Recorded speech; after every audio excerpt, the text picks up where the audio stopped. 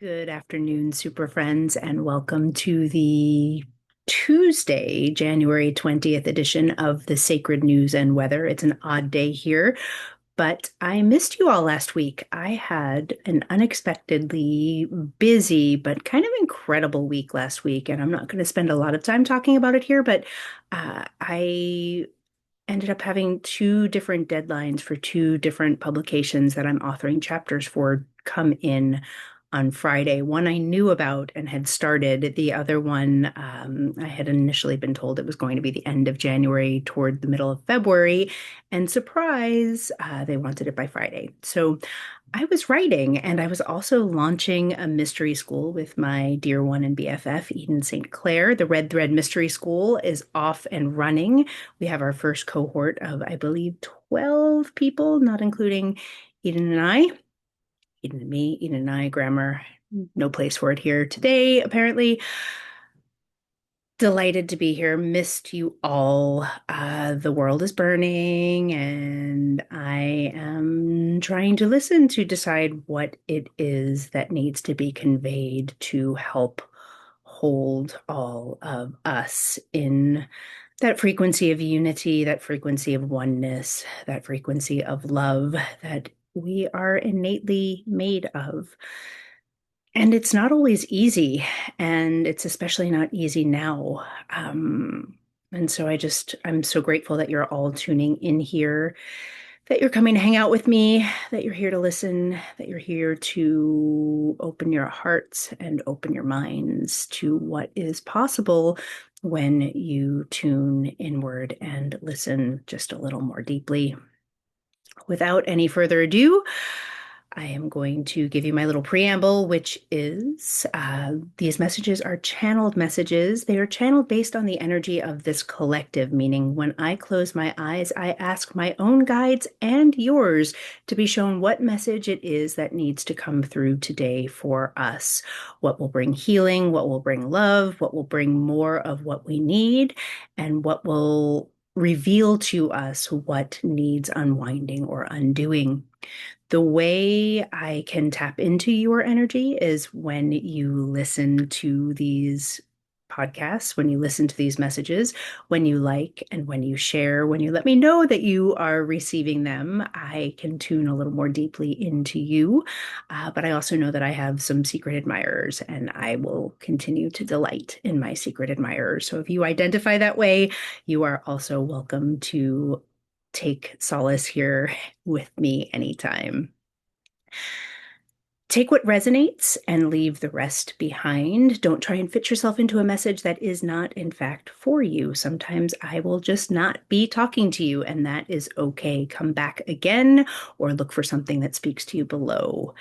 If you are tuning into this message at another time, there's very likely going to be something in it for you. Very rarely do you find me without reason. So stick with it a little bit and see what is here for you. All right, I'm just going to close my eyes here and just take a nice deep breath and listen. So I did do a little bit of a meditation before arriving here. And there were a few different threads of energy that I was picking up on, and they all might be explored this week. Uh, the first one that was really more of a visual than an auditory message. Some of you know that I receive messages usually sort of whispered into my left ear. Today it was more of a visual image of my experience of the way we experience heaven and hell on earth in our own bodies. So we often imagine, or we're taught, that heaven is somewhere above us and hell is somewhere below us. And what I believe the message of Yeshua, of Jesus Christ, and Mariam, Mary Magdalene, what their message was is that heaven is not above or below. It is not some place we transcend our bodies to go to. It dwells inside of us, at the still point inside of us. And so what I was being directed toward was really that still point in the deepest part of ourselves, that place where we connect with our own divinity, where our messy human connects with our own divinity, and we can ascend. We can ascend to the next timeline, the next place that we are meant to go. And as I was coming into that still point in myself, I was also visualizing coming into the still point of the collective. So you might imagine that I'm holding our collective energy as a ball of energy, a toroidal field, if you know that term, an energetic field. So if my own still point is coming inside of myself, I was looking into the still point of the collective to see what was there for us. And in that still point, that feeling of ascension, that farther up, rising up above where we are now to ascend to our next timeline, to ascend to our next level of possibility, is always going to be further in. So it is not that we are ascending up to transcend our bodies, but we are coming more deeply in. And as I was coming into the more deeply into where it is that we're meant to be going, the feeling that I had was, first of all, that so many of you are doing such good work. So I just want to bring that forward because I could feel that feeling of not enoughness, that feeling of I like I'm doing all that I can and it's not enough. I'm gonna sneeze. I don't know where that came from. Excuse me. That feeling of like I'm doing all that I can do and it's not enough. And for some of you, this is that global piece that I was talking about, that global piece of like the world is burning and I can't possibly do enough to save it. Like, what can little old me do? So for some of you, it is really related to what's happening out in the world and a feeling of helplessness and that there's nothing that I can do to help this. For others of you, that not enoughness is a little bit more subtle, and I can speak to both, and I will speak to both, but almost from the same place because it's not necessarily a doing that we are being invited into. And certainly, if you are being called to take action in a specific way, by all means, take that action, put one foot in front of the other, go and volunteer, go and do what you feel called to do. I'm hearing, I'm hearing legal observer, legal witness. Some of you are being called to look more deeply into becoming a legal observer, someone who is a neutral party who observes court cases and observes what's happening at points of contention, to be like a professionally appointed witness. And that is very specific. I don't know who that's for, but I'm putting it out there because I'm seeing it. For some of you, it's much more subtle in terms of your own up leveling and your own, like, I want more for myself. I want to be a better person. I want to up level my work in the world. For some of you, it's like sheer abundance. Like, I need to up level the amount of money I'm bringing in. And there's this feeling of not enough, not enough, not enough. I'm not doing enough. And what I'm feeling is that it's not that it's not enough. Sorry, I'm listening at the same time that I'm speaking. It is very much enough, but the pace at which the shift is happening is slower than what you desire.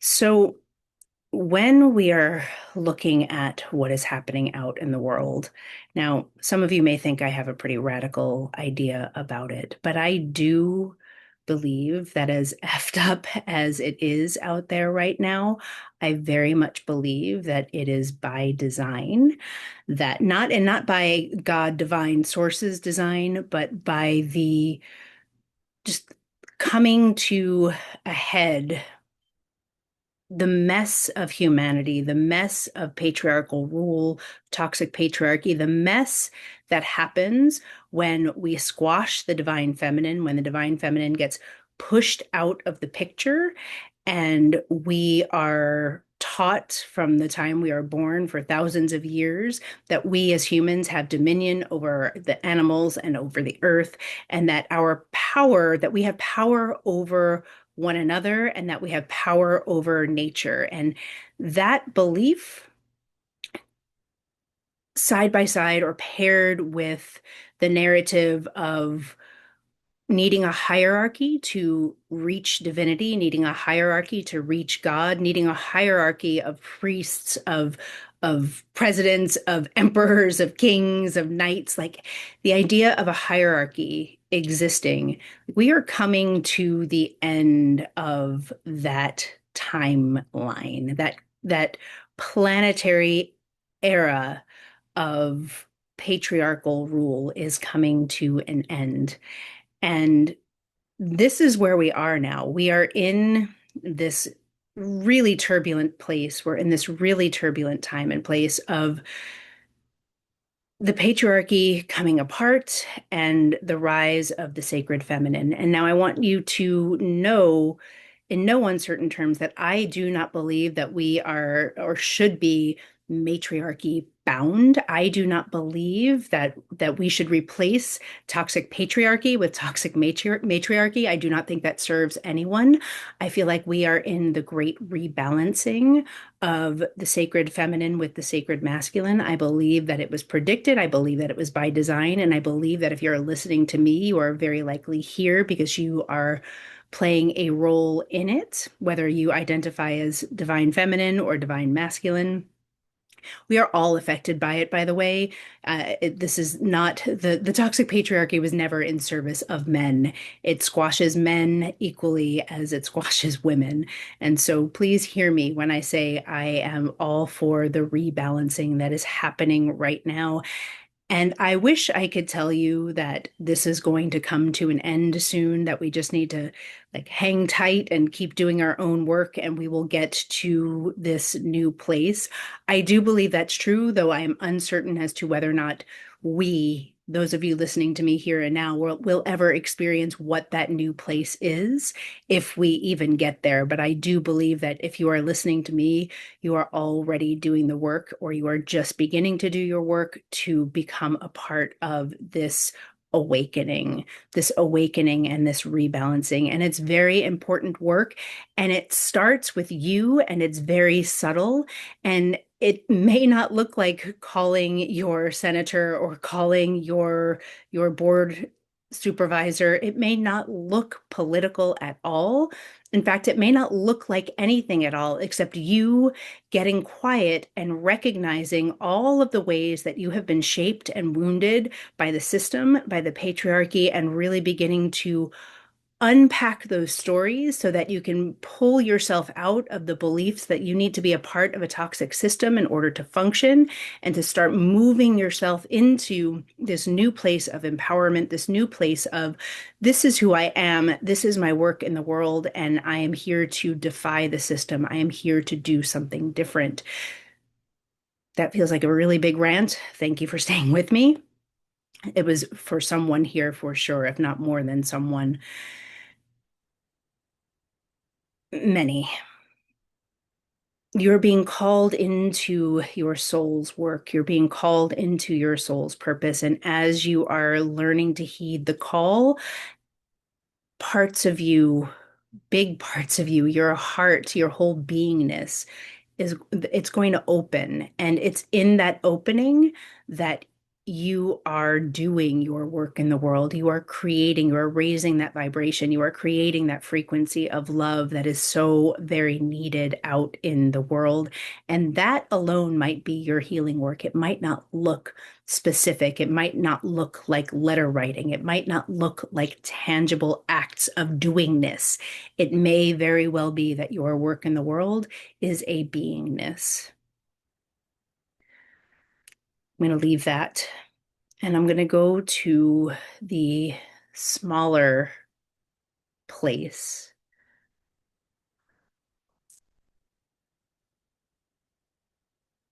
And what I'm hearing, I'm just going to tell you what I'm hearing. I'm hearing like not enoughness, not enoughness, not enoughness. And here on this smaller scale, on this smaller framework over here, there's like the big one over here, and then there's the little one over here. In this smaller place over here, that not enoughness feels egoic. It feels it feels old, it feels stale, it feels egoic, and it also feels like it's not necessarily coming from inside of you, but it's coming from an external source. There's an external source of that message of you are not enough, that you're not doing enough, you're not shifting fast enough. And that external source may very well just be like cultural expectations and expectations that you've put upon yourself based on, oh, it's the new year, I should be moving forward, reminding you again that we are still very much in year of the snake, the wood snake. We are still in that slow shedding place. We're beginning to pick up momentum, we're beginning to gain momentum, but really, mid-February and beyond is when that momentum you're going to feel, and that feeling of it's not enough, I'm not doing enough, will very likely dissipate. We are still very much in a place of embodying, of bringing in and embodying where we would like to go to. And I can feel that sharp criticism. I can feel that like nagging voice in the back of your head that's saying you need to do something, you need to like get more organized, you need to write it down, you need to make the phone calls, you need to do. And I'm not telling you, you get to be in choice, but I'm inviting you into relaxing just a little bit and trusting that what action you are taking, so long as it is aligned, whether it's one thing a day or just really sitting with the idea of where you want to go, that is a doing enough. There's also this feeling, and it's over here, it's more in the smaller piece than the big global perspective. And I'm going to see if I can name it because it's a feeling in my body and it's like it like catches me up a little bit. It's like almost catching my breath as I'm talking about it. And it's this feeling of like, let's see if I can describe it, like making a statement with authority, like this is the way it is. And almost as if stating it in that moment of this is the way it is negates the very truth of this is the way it is. It's like time is happening in such a way that like what is true in one moment may no longer be true in the next moment. And that is, it feels like it's true globally, but look at it in terms of the smaller changes you're trying to make. Is it true that this is the path that you want to be going on, or is this the sort of the pole you took up? There's a better phrase. Sometimes it comes out awkwardly because what I'm seeing is like somebody with a signpost, like this is the thing that I'm doing, and you took it up and you declared it, and now you're like, shit, that might not be the thing that I want to do, but because I took up this pole and I'm carrying around a sign that this is the thing that I'm doing, I'm now committed to doing the thing. And I'm like, nope, put the sign down. It's not the right thing. It was the thing that you were doing a minute ago, but it is not that thing anymore. And for some of you, the pace is picking up in that way. Like the thing that you've been sitting with for the last year that you're like, this is the thing, is suddenly becoming not the thing. And it's okay for you to let it go. There's also this feeling of like a self-righteousness in your own healing. Like, I've already done the work, and this is what I'm seeing in myself and in you or out in the world. Like this very like authoritative, I've done my work and this is what I'm seeing. And it's almost by making that declaration, by declaring that you have done the work and you're seeing this thing, that you're almost negating the authority in it. It's like, well, yeah, you did the work and you're seeing this thing, but in the next beat, it's going to be different. So I think what's underneath this, like, this is the way it is statement, or I see this about you, there's an invitation to soften a little bit. And you might know, oh, I have done my healing work and I'm seeing this thing that is happening. And this is going to be subtle and it's kind of esoteric, but like what is in the space between what you are seeing and the next beat. Like I have done my healing work, and I keep hearing that. So some of you are saying this out loud, maybe to your partners, maybe it feels like somebody's saying it out loud. I've done my work, and this is what I know. And putting it out there, and then like noticing what you don't know in the space between, because that's the bridge, like the space between what you know and that proclamation. There's a whole lot of what you don't know in between. And I think it's just what I'm getting at, what spirit is directing me toward is recognizing that while we know a lot, we don't know a whole hell of a lot more. And there's this feeling, even on the side of good. And there is no, if you know me, there is no good or bad or right or wrong or tall or short. We all have it all inside of us. And so I can feel this, like this very authoritative, like this is the way it is. And then I'm inviting you to look at the other side of it, what you're saying it isn't, because I'm quite certain that there's a lot of what isn't in what you think is.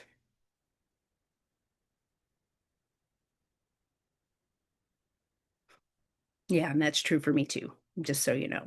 I am both the vessel for the message, but I'm also a student of my own words when I can remember them. Sometimes I have to go back and re-listen to these because I have no idea what I'm saying to you. And this might be one of those. I'm just going to be quiet. I feel like we're complete for now. Thank you for being with me. Thank you for liking and sharing and subscribing and telling all of your friends. For those of you who might be interested in the Red Thread Mystery School, we are underway, but I think we can probably squeak in another few people who are interested. This year, it's a year-long course. We are focusing on the basics of the Judaic Tree of Life, Kabbalah, overlaying with the chakras and overlaying with the sacraments. So we're talking about it in 3 different languages. And that's on Wednesday mornings at 9:30 Pacific. And on Thursdays, alternating Thursdays, we are continuing with the Unlikely Biblical Book Club, where we are doing a comparative literature of right now we're doing the Gospel of John and the Gospel of the Beloved Companion, but we're about to be moving into some other Gnostic Gospels, including the Gospel of Mary, looking at the Gospel of Mary alongside Jacob's Ladder. So a lot of Jewish mysticism, um, but Jewish mysticism expanded to speak of the way all people practice of source of God, goddess, in all his or her many names. There are all flavors welcome, and we will be discussing all flavors and all manners of spirituality. And on the other Thursday, while we're not discussing scripture, we will be doing tarot and numerology, starting with the minor arcana this coming Thursday. If you think you might be interested, comment below. I would love to have you hop in. And if you are curious, we can hop on a call. We will be starting an evening cohort this coming March. So this is not your last opportunity to hop into the Red Thread Mystery School. And I'll keep you posted on the 2 chapters that are being published in 2 different publications. I'm excited about that. I think I'm on a podcast tomorrow. I don't know if I think I'm recording tomorrow. I'll tell you when that one is coming out. I'm being interviewed by a wonderful woman who is in Europe. We're going to be talking about, I believe we're going to be talking about the onset of gifts and how to bring them forward, but we'll see where she leads me. We'll see what she wants to talk about with me. I don't get the interview questions in advance, so I don't know what she's going to ask me. Lots of stuff coming up. You can feel that fire horse energy coming, but we're still in wood snake a little bit. So anyway, I'm babbling. Thank you for being here. Love, love, love to you all. I will see you, I hope, tomorrow. Today is Tuesday, but I missed yesterday because my kids were off from school. So hoping to see you tomorrow on Wednesday, the 21st, and then again on Friday. Bye-bye.